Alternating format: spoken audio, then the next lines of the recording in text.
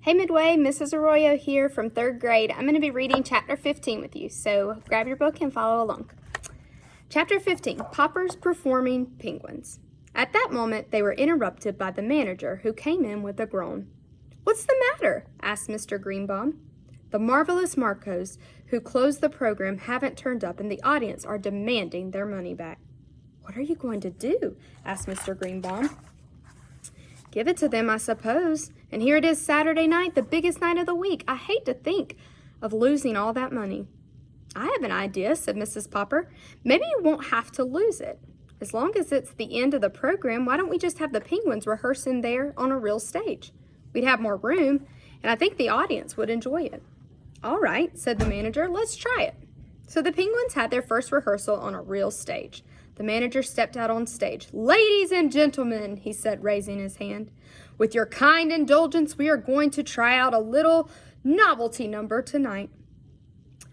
Owing to unforeseen circumstances, the marvelous Marcos are unable to appear. We are going to let you see a rehearsal of the Poppers Performing Penguins instead. I thank you." In a dignified way, the Poppers and the penguins walked out on the stage, and Mrs. Popper sat down at the piano. "Aren't you going to take off your gloves to play?" asked the manager. "Oh, no," said Mrs. Popper. "I'm so used to playing with them. I'll keep them on if you don't mind." Then she started Schubert's Military March. The penguins began to drill very nicely, wheeling and changing their formations with great precision, until Mrs. Popper stopped playing in the middle of the piece. The audience clapped vigorously. "There's more to it," explained Mrs. Popper, half to the manager and half to the audience. "Where they form in a hollow square and march in that formation. It's so late, we'll skip that tonight and jump to the second part." "You sure you don't want to take your gloves off, madam?" asked the manager. Mrs. Popper smilingly shook her head and began Merry Widow Waltz. 10 of the penguins now formed in a semicircle as Nelson and Columbus in their midst put on a wild sparring contest.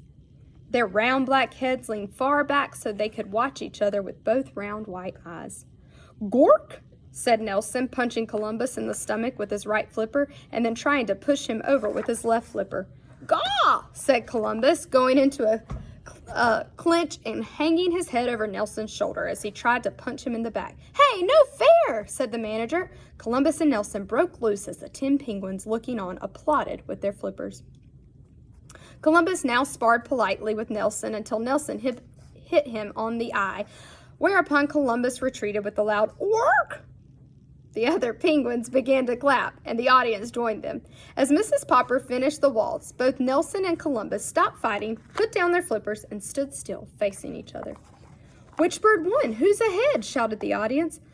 "Quook!" And all the 10 penguins in the semicircle.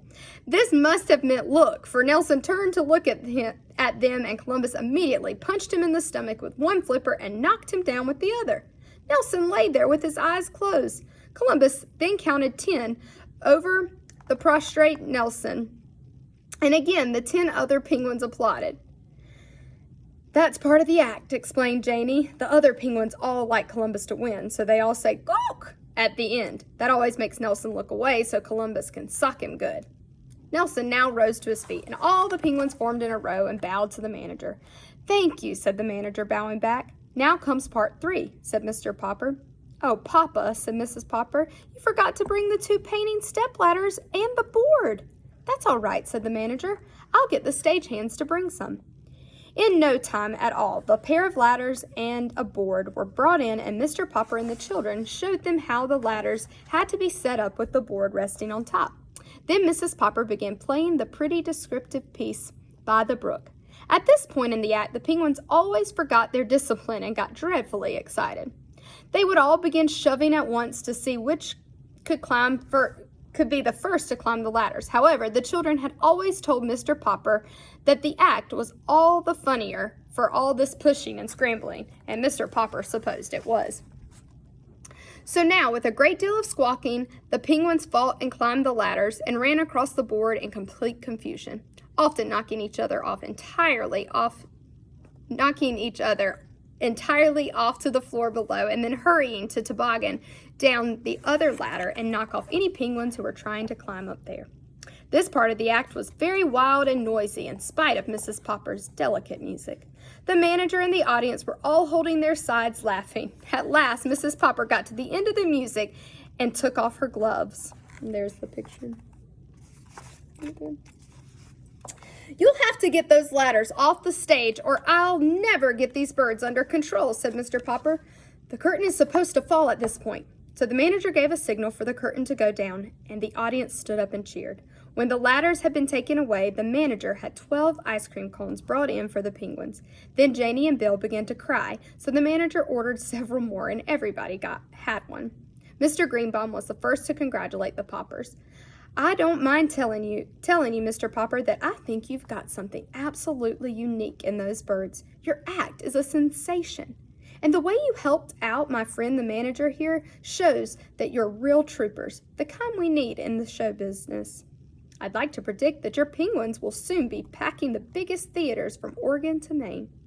And now to come to terms, Mr. Popper," he continued, "how about a 10-week contract at $5,000 a week?" "Is that all right, Mama?" asked Mr. Popper.